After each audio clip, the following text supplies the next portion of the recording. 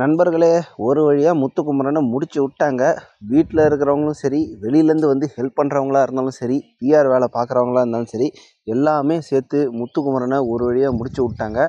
சாதாரணமாலாம் இல்லை, உடஞ்சி அழுகிற அளவுக்கு ஒரு நாளெல்லாமே கிட்டத்தட்ட அரை நாள் நைட்டு ஃபுல்லாக வெளியில் பெஞ்சில் உட்காந்து அழுகிற அளவுக்கு. அது மட்டும் பத்தாதுன்ட்டு அவருக்கு பிஆர் வேலை பார்த்த ஃபேட்மேன் அவர்களும் நான் வெளியில் போகிறேன், என்னை தயவு செஞ்சு விட்டுருங்க அப்படின்ற அளவுக்கு பெரிய சம்பவமெல்லாம் நடந்துருச்சு.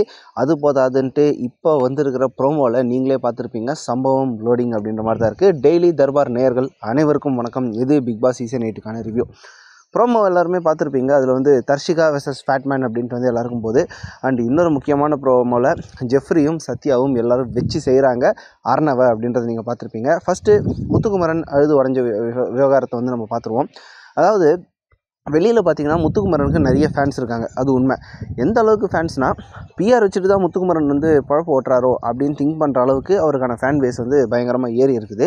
இதெல்லாம் வந்து ஒரு ஆர்கானிக்காக தான் நடந்ததுன்னு கூட வச்சுக்கலாம். ஏன்னா நம்ம சௌந்தர்யா அந்த வார்த்தையை யூஸ் பண்ணுறதால நம்மளும் அதை சொல்கிறோம், ஆர்கானிக்காக இன்ஆர்கானிக்கான்ட்டு. பட் ஃபேட்மேன் அவர்கள் பயங்கரமான வேலையை வந்து வெளியிலையும் பார்த்துருக்காரு, உள்ளேயும் பார்த்துருக்காரு. அது முத்துக்குமரனுக்கு டிராஃபிக் கிடைக்குமா இல்லையா அப்படின்ற அளவுக்கே ஒரு பெர்ஃபார்மன்ஸு குறையிற அளவுக்கான தாக்கத்தை உள்ளே ஏற்படுத்தியிருக்கு. அதாவது ஃபேட்மேன் அவர்களுக்கு முத்துக்குமரன் மேலே என்ன பாசம்னு தெரியல. வெளியில் இருக்கும்போதும் வந்து பார்த்திங்கன்னா முத்துக்குமரன் ஆஹா ஓஹோ அப்படின்ட்டு புகழ்ந்து தள்ளுவார். உள்ளே போனதுக்கப்புறமும் பார்த்திங்கன்னா எல்லாரையும் மண்டையை கழுவினார். அதாவது அந்த பணப்பெட்டியை தயவு செஞ்சு நீங்கள் தூக்கிடுங்கப்பா அப்படின்ட்டு. டிக்கெட் டு ஃபினாலேயில் வின் பண்ணி ஃபைனல்ஸில் வந்து ஸ்பாட்டு புக் பண்ண ரயானை கூட அவர் பிரெயின் வாஷ் பண்ணார். ஆனால் முத்துக்குமரன் கிட்டே எதுவுமே சொல்லாமல் ஒரு சப்போர்ட்டிவாக இருந்தார். சரி, முத்துக்குமரனை டேரெக்டாக மண்டை கழுவலை அப்படின்னாலும் மற்றவங்க கிட்டலாம் போயிட்டு முத்துக்குமரன் தான் கிட்டத்தட்ட டைட்டில் வின்னரு, அவங்கக்கிட்ட பகைச்சிக்காதீங்க, நீங்கள் தைரியமாக இறங்கி அடிங்க, முத்துக்குமரன் ஃபேன்ஸ் வந்து உங்களை காப்பாற்றுவாங்க அப்படின்ட்டு முத்துக்குமரனுக்கு வெளியில் பயங்கரமான ஒரு சப்போர்ட் இருக்குது அப்படின்றத திரும்ப திரும்ப எல்லார் மனசையும் பதிய வச்சார். அதுவும் முத்துக்குமரன் தான் டைட்டில் வின்னர் அப்படின்ற மாதிரியே எல்லார் மனசையும் கிட்டத்தட்ட ரெஜிஸ்டர் பண்ணி மற்றவங்கள மூளையை கழுவி பயங்கரமான ஒரு மைண்ட் கேம் வந்து ஆடினார். சரி, இதெல்லாம் முத்துக்குமரனுக்கு ப்ளஸ் தானே அப்படின்னும் போது அதுதான் நேற்று வந்து வெளியில் வந்து வர ஆரம்பிச்சிருக்கு. நேற்று சிவகுமார் வந்து முத்துக்குமரன் கிட்ட நைட்டு பேசும்போது கிட்டத்தட்ட எல்லாருமே தெரிஞ்சிருச்சு, லைக் முத்துக்குமரனுக்கு பெஸ்ட்டாக வந்து சப்போர்ட் பண்ணுறது மட்டும்தான் ஃபேட்மேன் அவர்களுடைய வேலை அப்படின்ற மாதிரி. ஜாக்லின் அவர்கள் விஜய் சேதுபதியோட ஷோலேயே வந்து அதை கேட்டிருப்பார். அதாவது எல்லாத்தையும் பிரெயின் வாஷ் பண்ணார் ஃபேட்மேன் அவர்கள், முத்துக்குமரன் கிட்ட மட்டும் எதுவும் சொல்லலை அப்படின்ற மாதிரி ஓப்பனாகவே அந்த குற்றச்சாட்டு வச்சுருப்பார். இது வீட்லேயும் பெரிய விவகாரமாக வெடிச்சிருக்கு. நேற்று நைட்டெல்லாம் பார்த்திங்கன்னா முத்துக்குமரன் வெளில வந்துட்டார். சிவகுமார் மட்டும்தான் கொஞ்சம் அவரை சமாதானப்படுத்துன மாதிரி இருந்தது.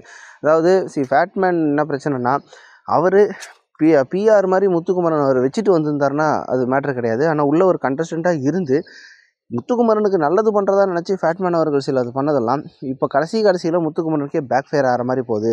இந்த விஷயத்த எனக்கு தெரிஞ்சு என்னுடைய நாலேஜில் இருந்து அவர் பண்ணியிருந்தாருன்னா அது வேறு.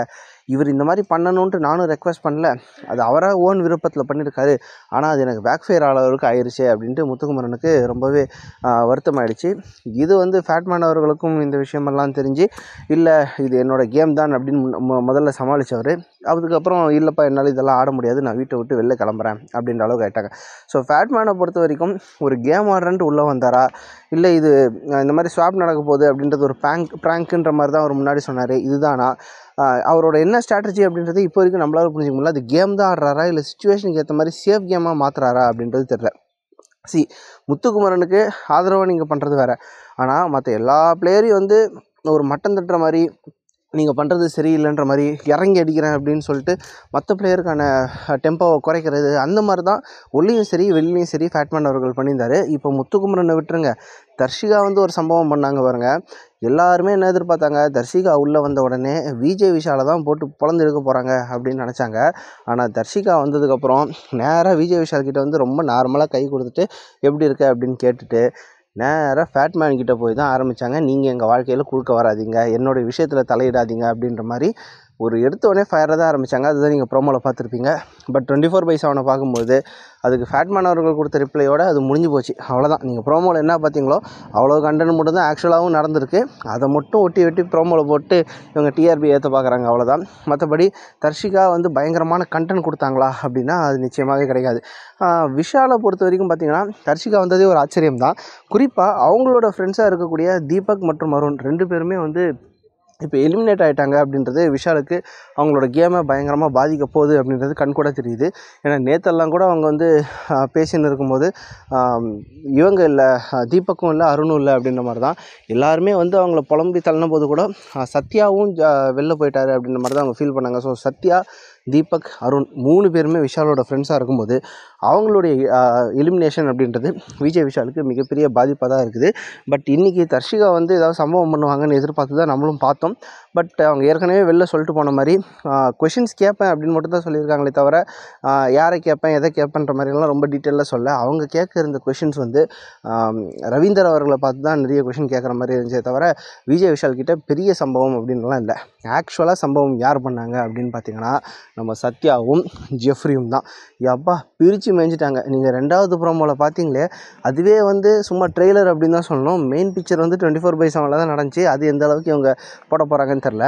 அதுவும் அர்ணவ் வந்து ஏற்கனவே விஜய் சேதுபதி அவர்கள்கிட்ட ஒரு ரோஸ்ட் வாங்கிட்டா. அப்படி எப்படின்னா, நீ பேசுகிற ஆட்டிடியூடே வந்து சரியில்லை, கொஞ்சம் மாற்றிக்கணும் அப்படின்ற மாதிரி ஒரு ரொம்ப லைட்டாக போட்டு தட்டியிருப்பார் விஜய் சேதுபதி அவர்கள். அது டீப்பாக ஆக்சுவலாக பேசி இருக்கணும். நியாயமாக பார்த்தீங்கன்னா சண்டே எபிசோடில் விஜய் சேதுபதி வந்து வச்சு செஞ்சுருக்கணும். ஆனால் ரொம்ப ரொம்ப லைட்டாக வந்து உன்னோட ஆட்டிடியூட் சரியில்லை அப்படின்ற ஒரு வார்த்தையை மட்டும் போட்டிருப்பாரு.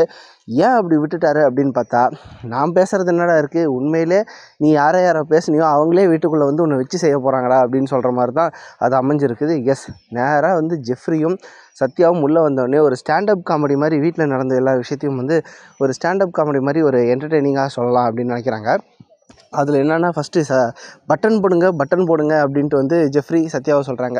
அதாவது இந்த பட்டன் போடாமல் சட்டை போடாமல் ஒருத்தர் சுற்றி இருப்பானே, அவன் எங்கே காணோம் அப்படின்ற மாதிரி அருணவ் பேசியிருக்கிறதுக்கு ஒரு கவுண்டர் மாதிரி அது கொடுத்துருக்காங்க. உடனே அருணவ் வந்து அதெல்லாம் மக்களோட கருத்து ப்ரோ, நான் என்னுடைய கருத்து இல்லை அப்படின்னு சமாளிக்க பார்த்தாரு. பட் எஸ், நிறைய பேர் வந்து சத்யாவை சட்டை போடல பட்டன் போடலன்றதை கிண்டல் பண்ணியிருப்பாங்க. அதெல்லாம் ஒரு ஜாலியான நோக்கத்தில் தான் இருந்துச்சு. என்னதா இதெல்லாம் ஒரு ஃபேஷனா அப்படின்னு கேட்குற அளவுக்கு தான் இருந்துச்சே தவிர அது ஒரு ஹார்ஷான அட்டாக்காவோ ஏதோ பண்ணல. சத்யாவை நிறைய பேர் திட்டிருக்காங்க, கண்டென்ட் கொடுக்காம மிச்சர் சாப்பிட்றாருன்ற வரைக்கும் எல்லோரும் திட்டிருக்காங்க. ஆனால் அது வந்து ஒரு தப்பான கண்ணோட்டத்தில் யாரும் பண்ணல. அடுத்து ஜெஃப்ரி செஞ்சது தான் சிறப்பான செய்கை. இங்கே எங்கெல்லாம் டச் பண்ணாதீங்க ப்ரோ, தடவாதீங்க ப்ரோ அப்படின்னு அவன் பண்ணதில் வந்து 2 பேருக்கு மூஞ்சி செத்து போச்சு. ஒன்று அர்ணவ், இன்னொன்று ஃபேட்மேன். எஸ், ஃபேட்மேன் எங்கடா இந்த சினாரியோவில் வந்தாருன்னு கேட்டிங்கன்னா அவரும் தான். அர்ணவ் வந்து ஓப்பனாக கேமரா முன்னாடி பண்ணிட்டான். பட் ஃபேட்மேன் அவர்கள் பண்ணது கேமராவில் பெருசாக பதிவாகலை அப்படின்றதான் உண்மை. நீங்கள் 24/7 பார்த்துருந்தா தெரிஞ்சிருக்கும். அர்ணவ் வந்து ஜெஃப்ரியை பற்றி இந்த மாதிரி எல்லாம் பேசியாச்சு. அதுக்கு உடனே ஃபீமேல் கண்டஸ்டன்ட் எல்லாருமே வந்து பயங்கரமான ஒரு எதிர்வினை ஆட்டிட்டாங்க. லைக், நீ எப்படி இந்த மாதிரி பேசலாம், என் ஃப்ரெண்டு எப்படி இருக்கிறான் என் கூடன்றதை நாங்கள் கரெக்டாக பேசுவோம் அப்படின்ற மாதிரி இருக்கிற ஃபீமேல் கண்டஸ்டன்ட் எல்லாம் பொங்கி எழுந்து அர்ணவை வச்சு செஞ்சுட்டாங்க. ஆனால் அதுக்கப்புறம் ஃபேட்மேன் அவர்கள் என்ன பண்ணாங்கன்னா, இந்த மாதிரி ஜெஃப்ரி பண்ணது வந்து ஆக்சுவலாக இப்படி தான். அர்ணவ் வந்து சொல்ல தெரியாமல் சொல்லிட்டான், அவனுக்கு வந்து வேர்ட்ஸை கரெக்டாக போட தெரில, அதெல்லாம் அது கான்ட்ரவர்சி ஆகிடுச்சு. பட் ஜெஃப்ரி வந்து இந்த மாதிரி தான்ட்டு அர்ணவுக்கு முட்டு கொடுக்குற வேலையை தான் பார்த்தாங்களே தவிர மீண்டும் மீண்டும் அர்ணவ் பண்ண அதே தப்பை ஜஸ்டிஃபை பண்ணுற அளவுக்கு தான் ஃபேட்மேன் அவர்கள் நடந்து கொண்டார். இது வந்து பெரிய அளவில் கேமராவும் காமிக்கல. ஏன்னா பிக் பாஸ் வந்து இதெல்லாம் காமிக்கணும்னு நினைக்கிறாங்களா, காமிக்கக்கூடாதுன்னு நினைக்கிறாங்களா என்னன்னு புரியல. அவங்களுக்கு எது வசதியோ அதை மட்டும்தானே பிக் பாஸ் வந்து இங்கே காமிக்கிறாங்க. அந்த வகையில் ஃபேட்மேனுடைய மூஞ்சும் வந்து ஒரு மாதிரி தொங்கி போச்சு அப்படின்னு தான் பார்க்கணும். ஏன்னா ஜெஃப்ரியும் சத்யாவும் அந்த ஒரு ஸ்டாண்டப் காமெடி பண்ணுறேன் அப்படின்ட்டு ஒவ்வொரு விஷயத்தையும் போட்டு சல்லியாக நொறுக்கி எடுத்துட்டாங்க இந்த ஃபர்னிச்சர்ஸை அப்படின்னு தான் பார்க்கணும். நிச்சயமாக மிஸ் பண்ணிடாதீங்க. பயங்கரமான ரோஸ்ட் வந்து இன்றைக்கி எபிசோடில் இருக்குது. பட் அகெயின் 24/7 நிறைய என்டர்டெய்னிங் ஃபேக்டர்ஸ் இருந்தாலும் இந்த 1 hour ஷோவில் என்ன போடுறாங்க அப்படின்றது தெரியல. மொத்தத்தில் எண்ட் ஆஃப் த சீசனுக்கே நம்ம வந்துட்டோம். இன்னும் சண்டைகள் ஓஞ்ச பாடில்லை. பொதுவாகவே எல்லா சீசன்லேயும் வந்து எண்டில் ஒரு எண்டு கிரெடிட்ஸ் மாதிரி எல்லாருமே எங்கள் வீட்டில் எல்லா நாளும் கார்த்திகை அப்படின்ற மூடில் தான் இருப்பாங்க. வெளில போனவங்கலாம் வந்து ஜாலியாக பேசி டைம் பாஸ் பண்ணுவாங்க. ஆனால் இந்த சீசனில் மட்டும்தான் வெளில போனவங்க வந்தாலும் பஞ்சாயத்து தீரலப்பா அப்படின்ற அளவுக்கு ஜவ்வாக இழுத்துன்னு இருக்குது. நேற்று நடந்த எபிசோடில் முத்துக்குமரன் அவர்கள் டவுன் ஆகிட்டார். ஒருவேளை முத்துக்குமரனுடைய பெர்ஃபார்மன்ஸ் இன்னும் வரப்போகிற 1 வாரத்துலேயோ இல்லை 1.5 வாரத்துலேயோ வந்து டவுன் ஆச்சுன்னா அது அவருடைய சாம்பியன்ஷிப்புக்கான கனவே வந்து தகர்க்கக்கூடியதாகும். தேவையில்லாமல் பிஆர்னு சொல்லி சௌந்தர்யா இப்போ அநேகமாக முந்தக்கூடிய வாய்ப்புகள் இருக்குது. ஒருவேளை முத்துக்கான பிஆர் கரெக்டாக ஒர்க் பண்ணாங்கன்னா முத்து டைட்டில் அடிக்கிறதுக்கும் வாய்ப்புகள் இருக்குது. உங்களுக்கு இந்த நடந்த ஈவெண்ட்ஸை பற்றி என்ன கருத்து அப்படின்றத கமெண்ட் பாக்ஸில் மென்ஷன் பண்ணுங்கள். மீண்டும் இன்னொரு வீடியோவில் சந்திப்போம். நன்றி.